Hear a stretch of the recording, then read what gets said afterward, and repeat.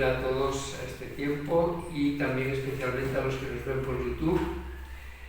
Para que sea de bendición para todos, vamos a orar y pedirlo al Señor.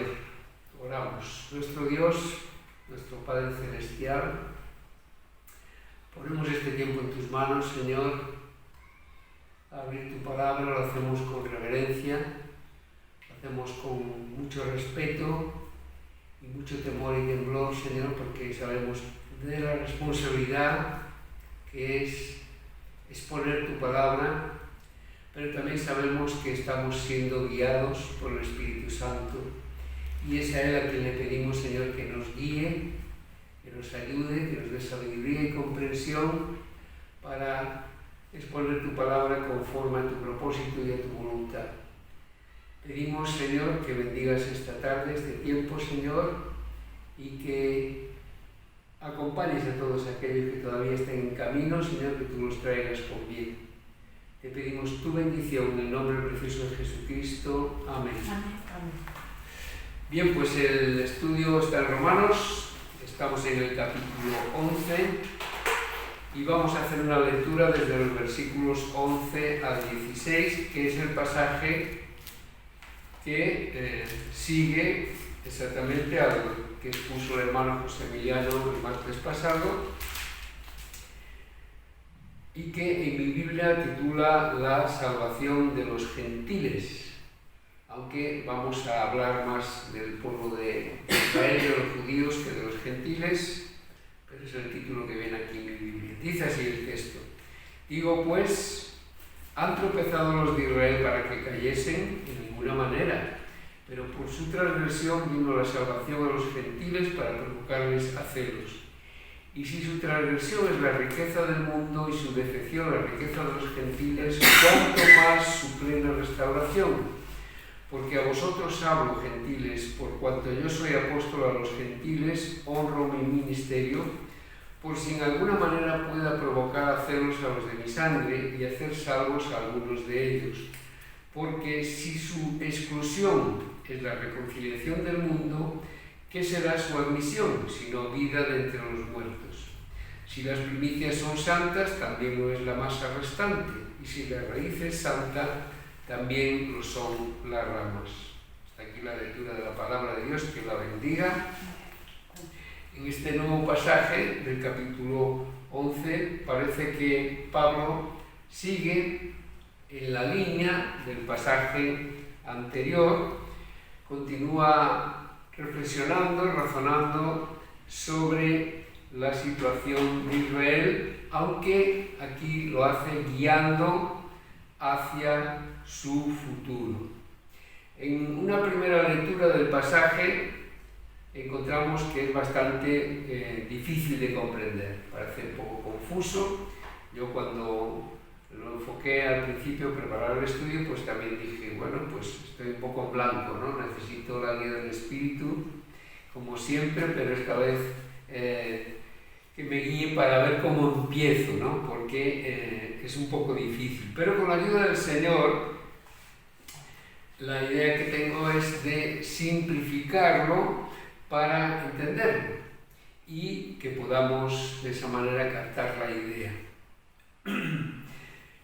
Como veis, Pablo sigue con su estilo de hacer preguntas a un supuesto personaje que está atendiéndole y él mismo se contesta, ¿no? Y sigue con esa idea. Si os fijáis en el versículo 11, empieza también con una pregunta y es muy similar a la que hacía en el versículo 1. En el versículo 1 decía: ¿ha desechado Dios a su pueblo? Y aquí dice: ¿han tropezado los de Israel para que cayesen? De una manera más sencilla se podría resumir así: ¿tiene Dios interés en que Israel no se salve? Da esa sensación, ¿no? Pero las respuestas tanto del versículo 1 como del versículo 11 de Pablo son directas, ¿no? Son instantáneas. La respuesta es en ninguna manera, ¿no? De hecho, la caída de Israel, que aquí se menciona, el rechazo de Israel a la ley de Dios, el rechazo de Israel al propio Dios y especialmente al mensaje del Evangelio que traía Jesucristo, no es algo que podamos decir que va a ser definitivo. Como ya hemos visto en el estudio del pasaje anterior, Dios siempre tiene un remanente fiel para que le dé la gloria. Dios siempre prepara un remanente fiel. ¿Por qué? Porque Dios ha hecho desde el principio de la Biblia, desde allá por el Génesis, desde Abraham y los profetas, siempre ha hecho promesas para Israel.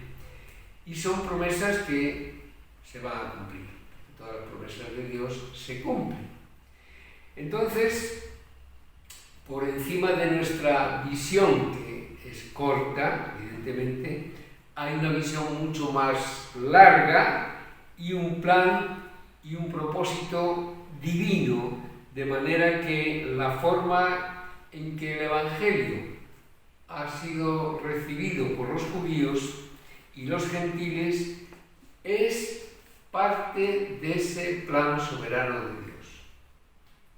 No ha surgido de ellos, es plan de Dios, plan soberano de Dios, y nosotros al principio podemos enfocarlo mal, podemos pensar, ¿qué pasa con la transgresión del pueblo de Israel? ¿Por qué sucede esto? Pero fijaros que el plan de Dios es tan sorprendente, como siempre, que conduce la situación de transgresión, de rebeldía en la que se ha puesto el pueblo judío, el pueblo de Israel, lo conduce para bendecir a otros, en este caso a nosotros, a los gentiles, a los no judíos, ¿no? Así que transforma una situación complicada, una situación de transgresión, una situación de rebeldía, en una bendición para las personas no judías. Nosotros no estábamos incluidos en el pacto de Israel ni en las promesas del pueblo de Israel. Sí estábamos incluidos en las primeras promesas que Dios hace en su pacto, cuando dice aquello de en ti serán benditas todas las naciones de la tierra. Claro, los fariseos y los religiosos y los principales de la época pues habían borrado esa línea, no estaba en sus Biblias, porque ellos estaban convencidos que había un pueblo elegido, que era cierto, era Israel, pero era el único pueblo que iba a ser salvo. Y evidentemente esto no es así, pero Pablo tiene mucho interés en dejar bien claro que Israel es el pueblo escogido de Dios, como así es, pero es un pueblo que se ha rebelado contra Dios y que no ha aceptado a Jesucristo como el Mesías. Y entonces, claro, en este estudio trata de explicar que todo está sucediendo conforme al plan divino de Dios desde antes ya de los tiempos. En este pasaje, del versículo 11 al versículo 16, Pablo presenta las tres etapas por las que Israel va a pasar en relación con el Evangelio de Jesús. La primera etapa, versículos 11 y 12, recordamos, digo pues, han tropezado los de Israel para que cayesen, en ninguna manera, pero por su transgresión vino la salvación a los gentiles para provocarles a celos. Y si su transgresión es la riqueza del mundo y su decepción la riqueza de los gentiles, cuánto más su plena restauración. Israel transgredió, él quebrantó, violó la ley de Dios y los estatutos. Pero Dios usó esto, como he dicho antes, para salvar a los gentiles. En otras palabras, Dios conduce el rechazo de Israel para bendecirnos a los gentiles.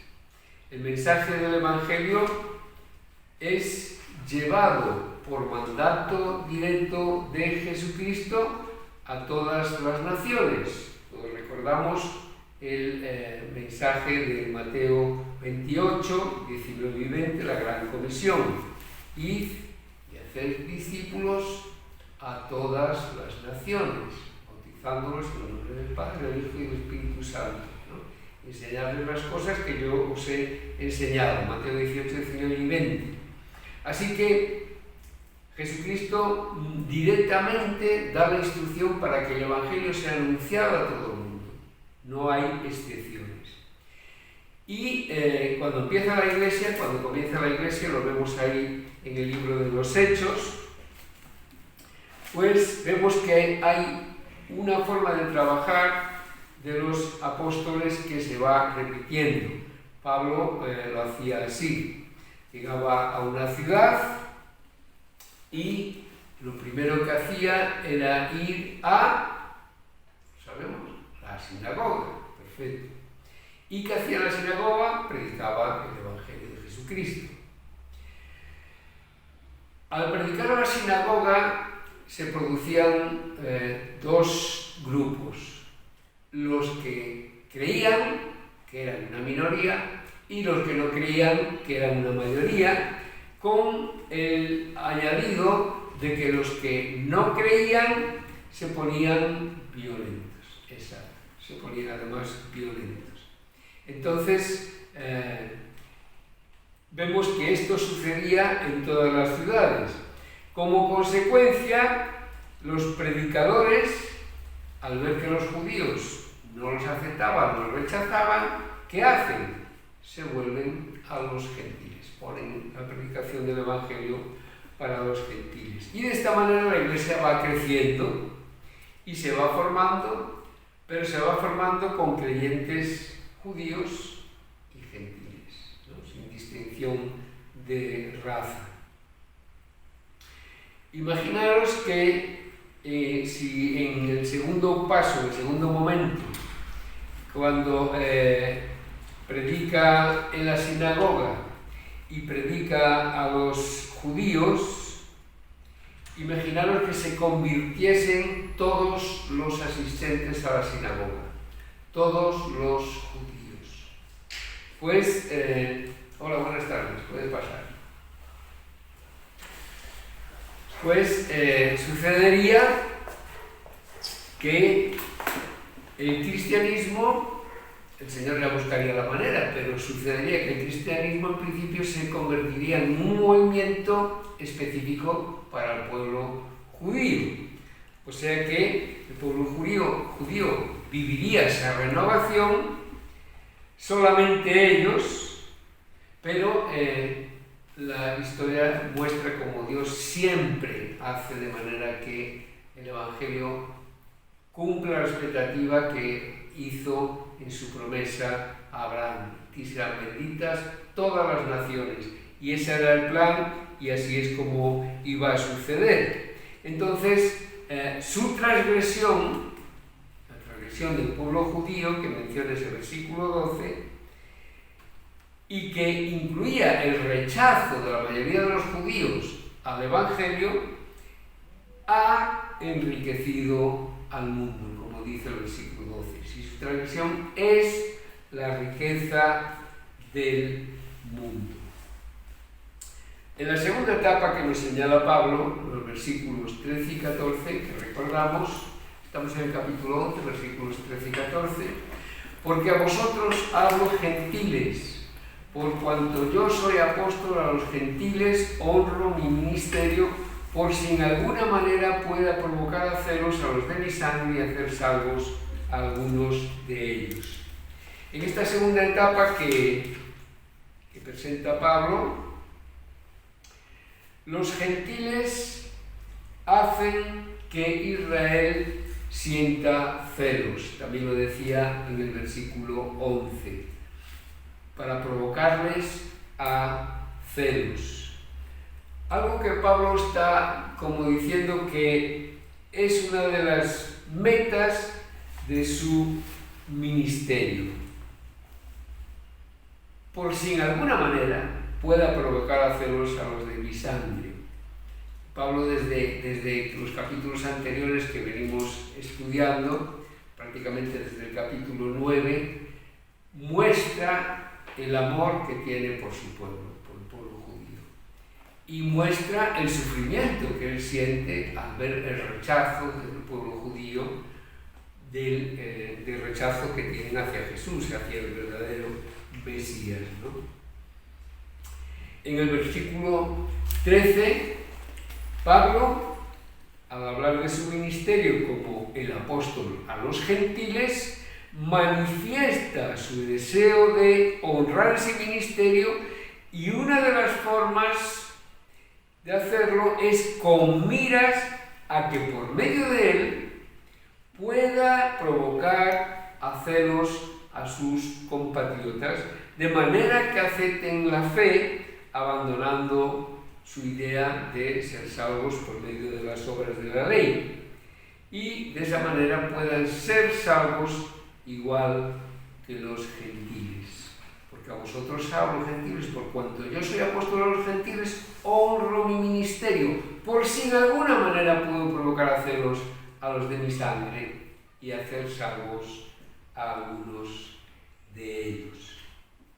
Aquí tenemos una revelación extraordinaria de cómo obra Dios. Que no perdamos, yo no lo he perdido nunca, la capacidad de sorprenderme, porque siempre me sorprende, ¿no? Esperas que vaya por el camino que tú has pensado, que no son sus caminos, y él siempre va por otro sitio que es más sabio y más acertado, y siempre, por lo menos para mí, más sorprendente, ¿no? Así como los gentiles pudieron escuchar el Evangelio, porque en su mayoría Israel rechazó a Cristo, ahora los judíos van a creer porque los que están aceptando a Cristo son en su mayoría gentiles. Según el versículo 14, en esta segunda etapa, la envidia de Israel iba a provocar a que se salvaran algunos de ellos. No deja de ser curioso, ¿no? Y en la tercera etapa, Pablo dice que en el futuro habrá mayores riquezas de aceptación. Algo de lo que va a dar más detalles en los versículos 25 al 27. Esto se estudiará en su momento cuando lleguemos a ese versículo, pero ahora vamos a recordar los versículos 15 y 16. Porque si su exclusión es la reconciliación del mundo, ¿qué será su admisión? Sino vida de entre los muertos. Si las primicias son santas, también lo es la masa restante. Y si la raíz es santa, también lo son las ramas. Esta exclusión temporal, que podríamos decir entre comillas, de la que habla el versículo 15, trae una consecuencia. Desde el punto de vista de la salvación, para el resto de los hombres, ¿cuál es? La reconciliación del mundo. Si su exclusión es la reconciliación del mundo. O sea, los judíos en general rechazaron al Mesías. Lo entregaron a los romanos para que lo crucificaran, como sabemos, y esa terrible transgresión Dios la aprovechó para producir la reconciliación del mundo, como dice en 2 de Corintios capítulo 5, que lo vamos a leer. Segunda de Corintios capítulo 5, versículos 18 y 19. Segunda de Corintios 5, 18 dice: y todo esto proviene de Dios. Y todo esto proviene de Dios. Hace referencia a esa soberanía, a ese plan que Dios tiene. Quien nos reconcilió consigo mismo, con Él mismo, por Cristo. Y nos dio además el ministerio de la reconciliación. Que Dios estaba en Cristo reconciliando consigo al mundo, no tomándoles en cuenta a los hombres sus pecados, y nos encargó a nosotros la palabra de la reconciliación. Así que esa exclusión conduce a esta reconciliación del mundo